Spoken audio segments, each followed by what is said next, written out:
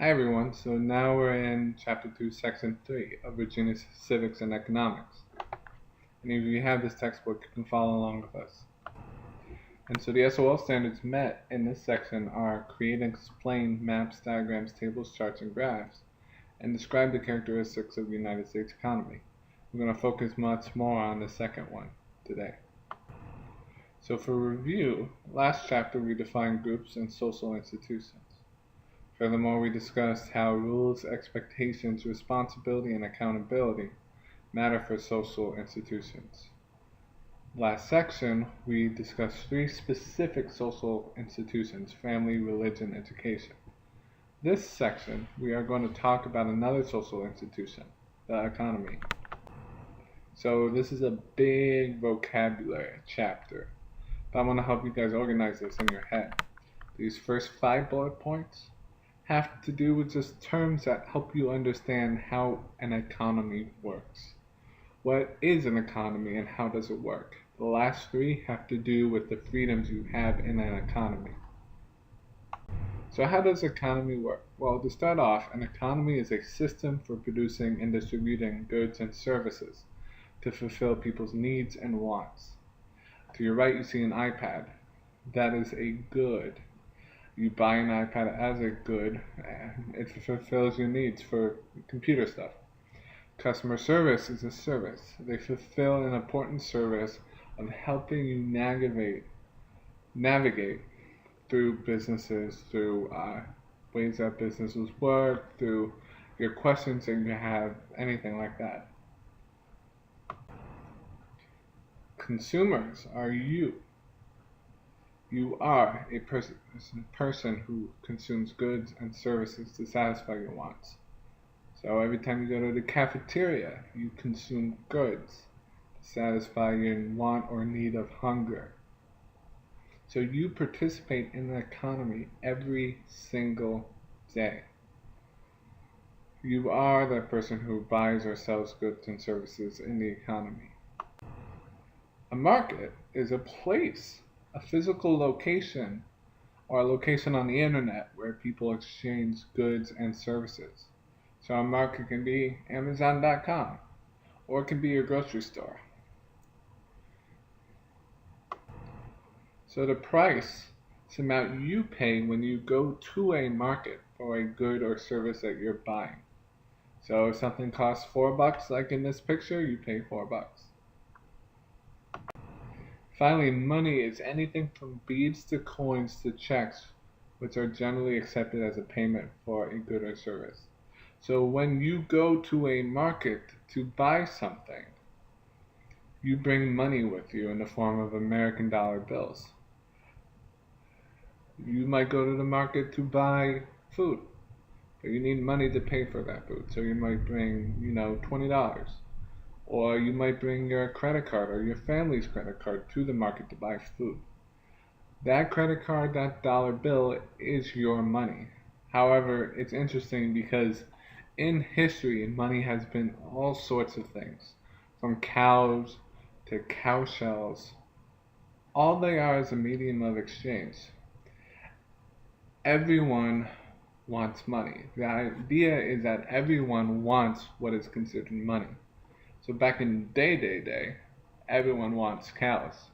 Or back in the day, everyone wanted cow shells. Or back in the day, everyone wanted these beaded necklaces. And so you can exchange these things and call them money because everyone wanted them. So that you can exchange it with your teacher for a pencil, for example, and then that teacher could feel comfortable in exchanging it at a grocery store for food because that teacher knew that the grocery store wanted the necklace and you knew that the teacher wanted the necklace. If everyone in society wants a particular product, a particular good, that good can be called money. So in the economy, you have 5 basic American economic freedoms that form the core of what you are free to do in an economy. So these are: you are free to buy and sell goods and services to anyone and charge any price you want. Now there's a caveat to this. Obviously, you're not free to sell goods or services to terrorists because they directly threaten your security in the United States. Obviously, you're not free to sell goods and services to criminals because they directly threaten your security in your given city. So, you also have the freedom to compete with others who are selling goods and services. Talk about that more. You have a freedom to earn a profit. We'll talk about that more. Profits encourage people to produce. You have the right to own your goods, to ownership of your goods and sell them whenever you wish. And you have the right to pursue any career you wish. Finally, in America, there's a major economic value called fairness. So if you make an agreement to do a job, sell a product, or pay a worker, you may not break it. So if I say I'm going to pay you guys $20 to create this test for me, I can't all of a sudden say I'm not paying you $20 unless I have a very good reason for it. Furthermore, you cannot make a product that does not work as you claim it does. So, for example, a product like this may be exercise equipment. And you may claim, for example, that the new Skechers shoes helps you lose weight faster because of how they're designed. So you can just walk and strengthen your muscles and lose weight. But if you cannot prove that it actually does it, then you're in violation of this basic economic value of fairness. And in the news recently, this was a problem with a particular brand of shoes. You may know it, where it's toe shoes. Basically, all your individual toes are have slots in them, and it feels like you're walking barefoot. And people have said that it's better for running that way, better for your foot that way. But no proof has really been offered yet that it truly is. So one of the violations of fairness that has happened in our history as the United States is sometimes employers will say, we don't want to pay workers. We don't want to pay our workers. And this is a picture from a famous riot in the United States that happened as a direct result of that. Basically, workers were like, this is not fair. We want our fair pay. And there was some violence that happened as a result of this violation of economic fairness. So, like I said, we're going to talk about some of these freedoms in a little bit more depth. So, profit, your freedom to make a profit, basically means that profit consists of earnings after all expenses are paid. So, it's above and beyond what it costs to run your business. So, if you earn more than you have to pay to run your business, then you're making a profit. So if you're in the business of selling CDs, you make a profit by making more money selling CDs than it costs you to buy CDs. So if you buy 5 CDs at $25 and sell all 5 for $30, you make a $5 profit. So your right to private property, your freedom to own private property and sell it, is basically this. Private property is like your iPad. Or it can be an idea that you had that needs to be protected, such as research that you did.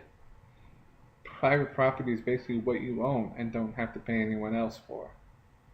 And so individuals and businesses have the right to own real and personal property, as well as the means of production without undue interference from the government. So this right to own and sell private property, this freedom, means that you have the right to own your iPad and sell it whenever you want without the government interfering. You have the right to own the ability to produce an iPad and use it and possibly sell it when you want without undue interference from the government. Now, the government will often define what undue interference actually means. So the government might say, if you're not making substantial profit off of you selling your own stuff, we don't care. But if you're making like $20,000 off of selling your car and TV and stuff like that, you will have to pay a tax. And so the government might consider that $20,000 and the tax on that as not undue interference, as not uh, too much interference on their part. Finally, competition. So you have the right and freedom in society and the economy to compete with your friends, neighbors, etc., in the selling of goods and services and the buying of goods and services. And it often produces better quality goods and services at lower prices. So basically, think of it this way. If you're buying 5 CDs for $25 and selling them for $30, $6 a CD, and you have a competitor who's doing the same but selling them for $27, which comes out to about $5.40 a CD, they are selling CDs at a lower price than you. So are they going to have more people who want to buy these CDs? Probably. Will they be able to make more money because more people want to buy CDs at that price? Probably. And so as a result, this competition forces you to change your prices so that you're selling for less than $5.40 a CD. Because you want that demand. You want your friend's demand who's selling those CDs. Because it will help you make more money. Or, say your friend produces a better iPad and you are in business and competitors together. So a good example would be the Microsoft Surface and the Apple iPad. They're competitors. And they try to one-up each other on their next device every time one comes out. Because they're trying to get that demand for that product. They're trying to get people to want to buy their product instead of their competitors. So Microsoft wants people to buy the Surface instead of Apple's iPad. Apple wants people to buy the Apple iPad instead of the Microsoft Surface. So each company tries to one-up each other by making better products so that they get that demand, they get that consumer demand for the good, they get that people who want to buy their product instead of the product they used to want to buy. So Microsoft gets that person who wants to buy the Surface instead of what they used to have, which was the Apple. Or Apple gets that person who wants to buy the Apple product instead of what they used to have, which was a Microsoft Office document or product.